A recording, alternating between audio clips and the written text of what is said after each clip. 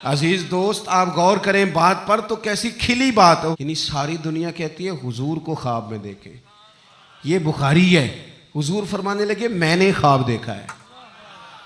یا رسول اللہ صلی اللہ علیہ وسلم کیا فرمایا؟ میں نے خواب دیکھا ہے. میں نے خواب میں دیکھا لوگوں نے قمیضیں پہنی ہوئی ہیں، کسی کی قمیض پیٹ تک ہے، کسی کی پیٹ سے بھی اوپر ہے. حضور فرماتے ہیں پھر میں نے خواب میں عمر کو دیکھا. عمر فاروق نے اتنی لمبی قمیض پہنی، اتنی لمبی قمیض پہنی کہ نیچے گھسٹ رہی تھی. حضور خواب سنا کے چپ کر گئے. یا رسول اللہ کرم نوازی کریں، تعبیر بھی تو بتائیں نا. تو رسول کریم نے فرمایا اس کی تعبیر دین ہے.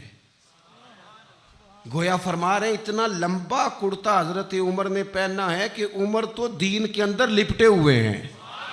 سراپا دین، اٹھنا دین، بیٹھنا دین، بولنا دین، آنا دین، فیصلہ کرنا دین. عمر کا ہنس دینا بھی دین، عمر کا رو دینا بھی دین، فاروق اعظم کا بدر میں کھڑے ہونا بھی دین، احد میں آنا بھی دین. اور عمر تو دنیا سے جا رہے تھے، آخری وقت تھا، زخم لگا ہوا تھا، خون بہہ رہا تھا، امت رو رہی تھی. دین نبی دا وانگ یتیمہ رووے تے کرلاوے، ان میں کتھوں لباں عمر بہادر جڑا مینو سینے لاوے. سب لوگ پریشان تھے پر عمر سراپا دین ہے نا. عمر فاروق شدید علیل ہیں، خون بہہ رہا ہے. سامنے سے ایک نوجوان گزرا تو اس کا تامد، اس کا پاجامہ، اس کی شلوار ٹخنوں سے ذرا نیچے تھی. تو حضرت عمر کہنے لگے پتر یہ اونچی کر لے، یہ میرے نبی کا طریقہ ہے.